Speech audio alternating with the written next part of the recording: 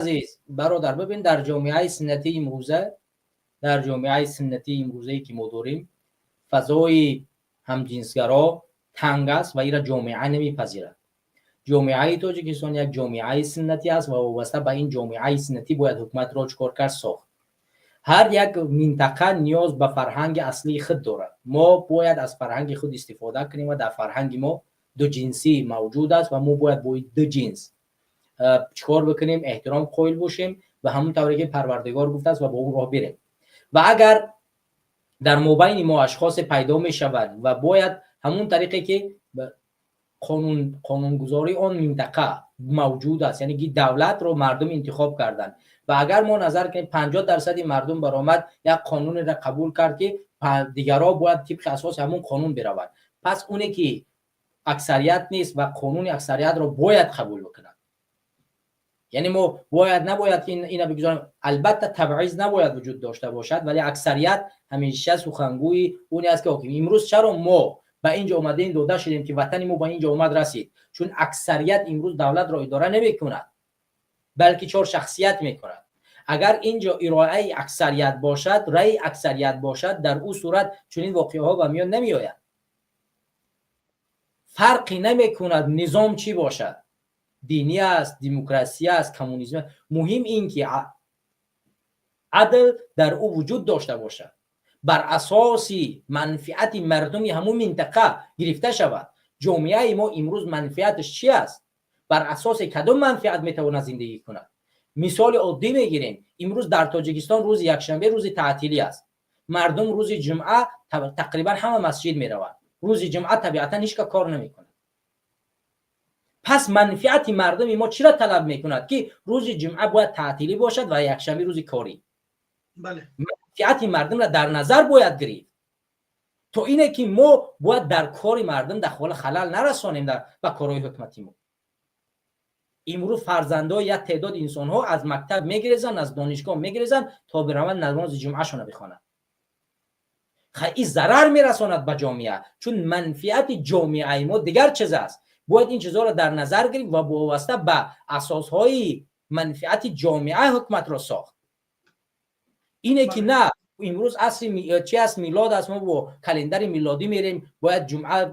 نه، چرا؟ جامعه ما 99% مردم مسلمان است، پس مشکلی ندارد که جمعه روز تعطیل مسلمان ها باشد. روز یکشنبه روز تعطیل نصرانی هاست و نصرانی هایی که مثلا 0 از 10 مثلا 0 از نمیفهمم 1 درصد هیچ هم نداره، باید احترام قائل باشن.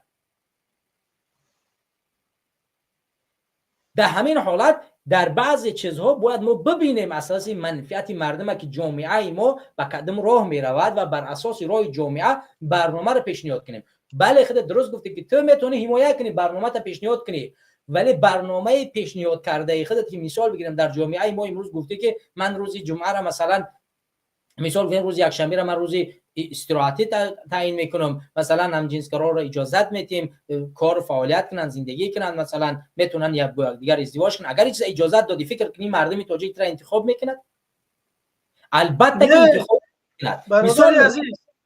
برادر عزیز راست همون 3-4 نفره که میگن که شما دموکراسی اروپا را میاره، اینو در دموکراسی فقط همجنسگراییش دیدن، در دموکراسی اینو ندیدن که بگیم که سطح زندگی مردم ندیدن، حقوق آزادی بیان اینو ندیدن. اینو تنها بگیم که همون بیرق سبزکو دیدن. به همین خاطر من میگم که اگر همون خیلی باشن، من بگم که اونا را پشت پناهیشون دیگه افسونه که مثلا من در بریتانیای کبیر قرار دارم. در بریتانیای کبیر تقریبا 18% مسلمان است. ما روز جمعه روز تعطیلی نداریم، روز یکشنبه داریم. ما که اکثریت نیستیم مسلمان ها، با اونه که اکثریتا احترام قائلیم. درست؟ اینها دولتشون است و ما احترام و حرفی نمیزنیم. هیچ مسلمانی که در اینجا تولد شده شهروند همین کشورن اعتراض نمیکنن که روز جمعه رو تعطیل کنه، به خاطری که اکثریتن و احترام میگذارن. و همین گونه در تاجیکستان هر دینی دیگه که موجود باشد و اکثریت نباشد، باید با اونه که اکثریت از این برای خودی همین است. مثلا بیشتر نصرانی‌ها این روز در نظام دموکراسی زندگی میکنن. نظام دموکراسی رأی اکثریت قبول دارد. رأی اکثریت همون باشد که باید مردم در روز جمعه مثلا تعطیل باشن، باید همون میشه. باید احترام بکنید. و به همین اساس ما باید در تاجیکستان یک نظامی بسازیم که بر اساس خواسته مردم باشد. حالا نیم شب اسم شب بگذار، مثلا عدالت پروری، وحدت سالاری، فرقی نمی کند، هر اسمی بگذار، مهم بر اساس خواسته مردم باشد و مردم واقعا اون چیز را میپذیره و به رأی میده.